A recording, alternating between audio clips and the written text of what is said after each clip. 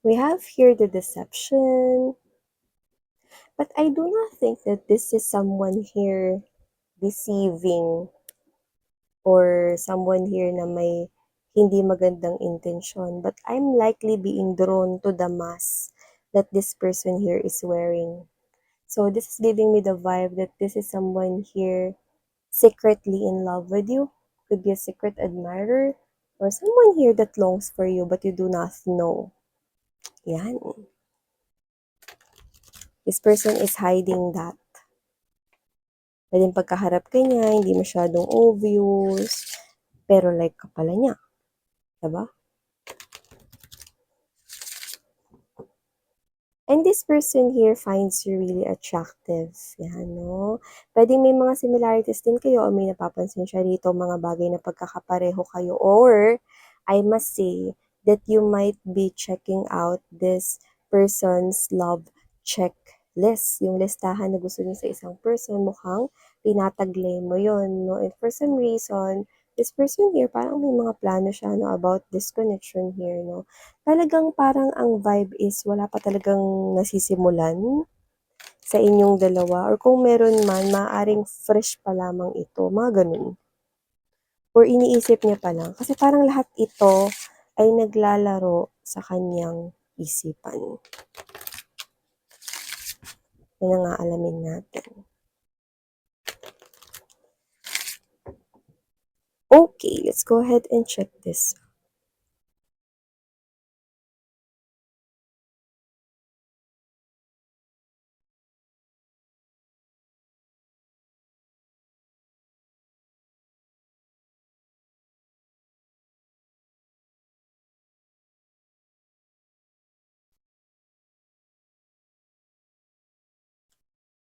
Oh, okay.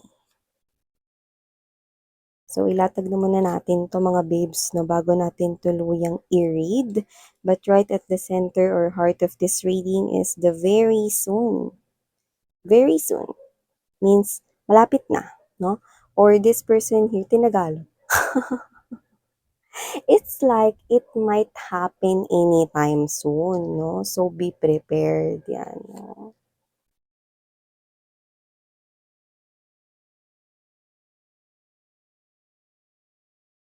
Oh, at mukhang hindi lang ito ang dapat mong paghandaan. Later, I'm gonna tell you why.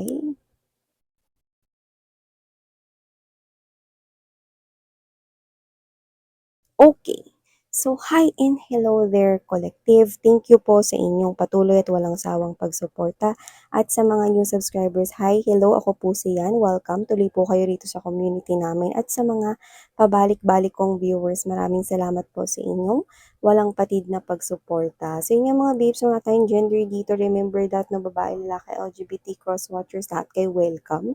At pwede niyo pong i-flip yung roles if you want because this is general reading right here. And syempre, no, mga babes, no, timeless din ito sa pwedeng nangyari na, tapos na.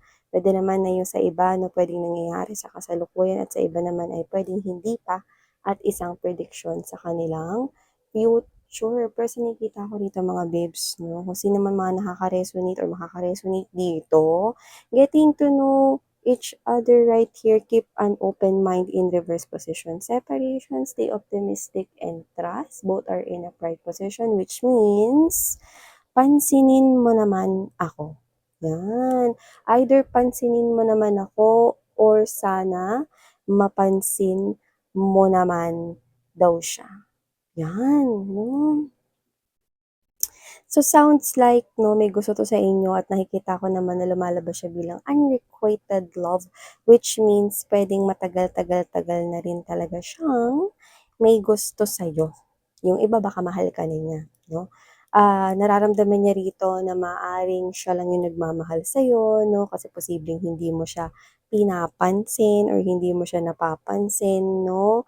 Pwedeng nagpapapansin siya pero hindi mo naman siya napapansin or hindi mo naman siya pinapansin, no? So, with the separation right at the top of this reading, yung separation dyan, no, is hindi yung literal na nagka-separate na kayo. Hindi nyo to ex, no? Hindi nyo to ex. This is someone here na meron lang matagal na feelings sa'yo. This is someone here na tinitingnan ka lang, tinatanong sa malayo, no? Pero malaki yung pagtatangi dito, gustong haplusin yung buhok mo, no? Mga ganyan. So, whoever this individual is, gusto niya dito mapalapit sa'yo, no? Pero, with the keep an open mind in reverse right here, no? Either, every time natatangkain niya rito, no, na kausapin ka or every time natatangkain niya rito mapalapit sa'yo, no, parang may separation or nagse-separate sa inyong dalawa. Like, pwedeng may bigla na lang ritong lalapit sa'yo, like, "Uy, tara, lunch na tayo." "Hala, aga-aga pa, eh," ano. 'Pag everytime natatangkain niya rito na may sasabihin na siya sa'yo or magtatapat na siya or gagawa lang siya ng movement, 'no, para mapalapit sa'yo, laging may mga umekse na mga katrabaho. O kaya 'no, biglang may tatawag sa cellphone mo 'no, lalapit na siya ta's biglang may tawag sa cellphone, parang, "Ay wait lang, sagutin ko lang 'tong tawag na 'to," 'no. Ta's pagbalik mo wala na siya, 'di ba? This person here, may mga nagse-separate na mga instances, 'di ba, na parang may mga sitwasyon rito na nagse-separate rito sa gusto niyang mangyari na mapalapit sa'yo. Yung iba naman, puwedeng may mga friends mo rito na biglang lumalapit sa'yo, kinakausap ka 'no, meron kayong mga gagawin or whatever. Iba naman yung tawag, may nag-text 'no, or kung sino man 'to, it could be anyone. Puwedeng katrabaho, puwedeng, friend, basta malapit sa'yo 'no. Pero malayo yung kanya ritong pag-asa na mapansin mo pa siya. Sinusubukan niya na maging optimistic, alam mo 'yun, 'di ba, yung optimistic 'no, maging positibo 'no. Sinusubukan niya maging positibo dito 'no, about, dito sa kaniyang feelings para sa'yo na iniisip niya rito na magkakaroon rin siya ng time para magkausap kayo rito ng maayos, yung magkaroon rito ng pagkakakilanlan ng maayos 'no. Sinusubukan niya ritong magtiwala na one day papansin mo rin siya 'no, or whatever 'no. So, I think meron ditong mga bagay na nagse-separate. Yung iba, maaaring hindi interruption na friends or coworker or tinawag ka ng boss mo, o yung iba hindi naman tawag. Pero dito nakikita ko na posibleng yung insecurities niya yung nagkakaroon ng separation or nagse-separate or yung wall sa inyo. Kasi kung sino man siya, iniisip niya rito na, "Ay baka hindi naman ako yung type nito or baka hindi ako maging type nito or hindi ako magustuhan ni collective," mga gano'n. Insecurities naman para sa iba sa kanila 'no, yung nagiging harang or yung nagiging balakid dito sa connection na 'to. Although minsan kasi sobrang laki ng pagkagusto nila sa'yo 'no, na parang minsan kahit parang naggi-give up na sila rito, bumabalik pa rin sila dun sa punto na, "Ay gusto ko maging optimistic pa rin, kasi gusto ko talaga 'to si collective, eh." Yan, oh. Sabi ko sa inyo malakas tama nito sa inyo. So nakita ko rito that very soon, expect some kind of movement coming from this person here, 'no. So, alam mo yung iba naman, ito hindi 'to para sa lahat 'no, pero babanggitin ko pa rin. Mas lalo siya ritong nawawalan ng pag-asa kasi baka i-reject mo siya lalo dahil yung iba sa kanila may anak na. So, baka may anak sila nung pagkadalaga nila or nung young pa sila 'no. 'Yan 'no, pero hindi 'yun para sa lahat 'no, nakuha ko 'yun kasi meron tayong mga viewers dito na yung may gusto sa inyo, meron na silang child, 'yan. So, maaaring i-reject mo sila lalo 'no, 'pag nalaman mong may anak sila. So, parang 'yun yung nagiging isa sa mga isipin or pinoproblema nila rito, 'yan, oh. So, yung iba naman insecurities nila 'no, na baka hindi mo sila type, 'di mo sila magustuhan pagka sinubukan nila ditong magparating ng kanilang nararamdaman for you or ligawan ka, wala tayong gender dito, pero meron dito nagse-separate 'no, may mga interruptions tayong nakikita. Pero gano'n pa man, dahil nagiging malakas yung kanya ritong kagustuhan na makilala ka 'no, nakikita ko pa rin dito that very soon kasi ito pa rin yung strong na energy niya right at the heart of this reading 'no, gusto niya pa rin dito talaga na subukan. Okey, na mapalapit sa'yo or subukan na kausapin ka. So, expect some kind of romantic, movements 'no, sa pag-express niya rito sa'yo ng nararamdaman niya. So, talagang this person here likes you, others of them loves you already, and with this let go of control issues, 'no. Medyo ano kasi siya, nag-o-overthink kasi siya rito, you know. Nag-o-overthink kasi siya rito 'no, sa mga bagay-bagay na parang napangungunahan na tuloy, eh, ang hindi maganda, yung mga bagay-bagay na yun, negative yung mga naiisip niya, so dapat hindi. Nag-overthink siya, nag-o-overassess siya rito 'no, instead of focusing na i-express na lamang sa'yo yung kanya ritong romantic feelings 'no, nagkakaroon rito ng interruptions pa more na parang yun yung nagho-hold back sa kanya na para mas mag-act naturally lang siya, 'di ba? So mas maganda kung hindi siya rito mag-iisip, hindi mag-o-overthink 'no, ng hindi maganda para mas, magawa niya yung goal niya to express to you his or her love and adoration para sa'yo. So, nakikita ko na mag-e-effort pa rin siya rito 'no, yun nga lang patuloy pa rin siya ritong nag-iisip 'no. Hindi niya talaga mapigilan yung sarili niyang hindi mag-overthink sa ganitong klase ng sitwasyon. Lalo na sa iba sa inyo, ikaw ang kanyang first love, 'yan 'no, hindi tayo rito mga babes 'no, I mean hindi ito yung first love na kasi ikaw yung first crush niya or whatever 'no, hindi, hindi. Ikaw yung unang minahal niya na naramdaman niya na love na 'to. So, ibig sabihin posibleng naka-connect na rin siya before 'no, sa iba't ibang mga, guys or iba't ibang mga girls or woman out there. Pero hindi niya naramdaman yung ganitong klase ng feeling 'no. Anong klaseng feeling ba 'yan 'no? Yung alam mo kasi na love yun kapagka tinanong mo na yung sarili mo, eh, "Love ba 'to?" Okay? It's more than yung pagpintig at bilis ng tibok ng puso. Kasi yung iba 'no, kahit na may gusto gusto mo sila or crush mo sila, hindi naman bumibilis yung tibok ng puso mo 'pag nandiyan sila, eh, 'no. Iba-iba yung reaksyon ng mga human beings. So siya, okey may sarili siya ritong, description 'no, na love na ito. So it's more than that heartbeat, it's more than that type of feeling. Pero kung ano man 'to, parang ito yung klase ng feeling na ayaw niyang i-let go.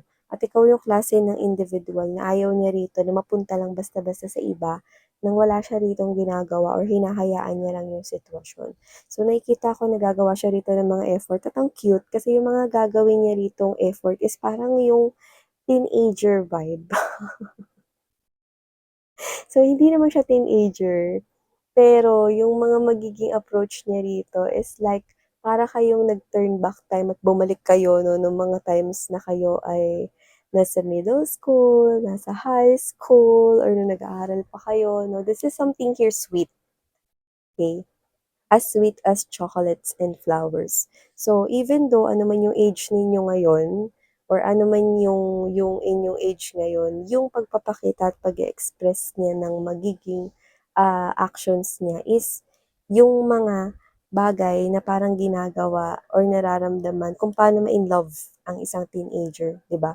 Very, very excited, 'di ba? Gano'n 'pag nai-inlove ang teenager, 'di ba? Very, very excited to express their emotions and feelings for you. So, expect movements 'no, na na para kayong bumalik sa pagkabata 'no. Parang it's like, time we're being turned back dito 'no.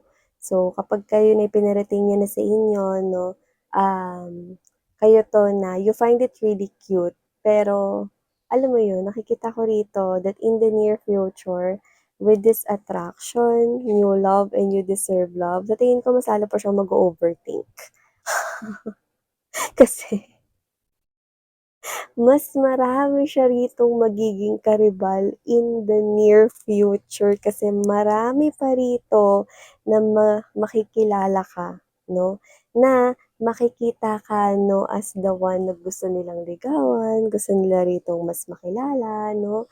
So, nakikita ko rito na mas lalong sasakit yung ulo niya kasi marami siya rito or meron ritong mga bagong taong magiging kakumpitensya niya sa puso mo. Kaya dito mas lalong magiging challenging 'no, at mas lalo ko nakikita rito na mas mag-iisip pa siya. So, nakikita ko rito na posibleng ikaw talaga ay very attractive individual kasi ikaw 'to na wala kang kamalay-malay that you attract your romantic, love life here, no? Na-attract mo rito yung romantic love life mo, kaya lalabasan at lumalabas yung mga options when it comes to love, no?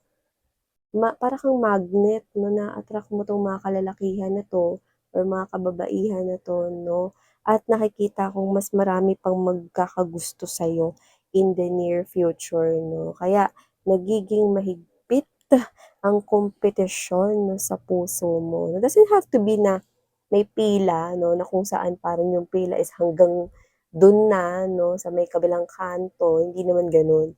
Pero nakikita ko dito na kung sino man yung mga makaka-resonate dito, you are very magnetic, you are very attractive, and you attract all of these people here and they wanna win your heart. They will win your heart in the future. And this person over here will go crazier, no? Mas magiging crazier pa siya rito. Kasi makikita niya rito na magkakaroon siya rito ng mga potensyal na mga karibal sa puso mo. So, paano na to, no? Dito pa nga lang na hindi niya napapansin, no, na may karibal siya kung meron man, no? Pero madadagdagan pa pala yan in the near future, no? Alam mo kasi, very maganda yung personality mo, eh. Yung personality mo puwede mo talagang iyabang 'yan, eh, yun yung nakikita ko rito, eh. Maganda yung personality mo at yung iba talaga sa inyo talaga nagsa-stand out dito, 'no. Hindi lang yung personality mo kundi yung physical appearance mo, 'no, is really attractive not just with this person, but also with other people coming your way in the near future. Ang taray 'no, you know. Hirap na nga siyang hulihin ang iyong pansin, madadagdagan pa yung mga karibal niya. Yung nakikita ko rito 'no, may pahabol na mensahe mukhang yung ex mo ay pipila rin 'no, para makuhang muli yung puso mo. Pero feeling ko matatabunan na yung ex mo dito dahil mas mga deserving ang mga susunod mo pang makikilala 'no. And this person deserving din naman siya pero it's up to you who you will choose. This is like a warning sign, sa'yo ni universe 'no, na get ready, prepare yourself because you will be the judge in your own love life 'no. Ikaw ang hurado sa sarili mong love life at ang choice ay nasa iyong mga kamay. So yan mga babes, napiliin mo na ang karapat-dapat para sa'yo at ihanda ang sarili mo sa isang love life na meant for you. So thank you so much mga babes and Sarang Heyo Love and Light. Please to check out other channels if you do not know. Ang mga links po ay nasa description box. So, I'm gonna leave this message here for you guys and thank you so much. Love and light.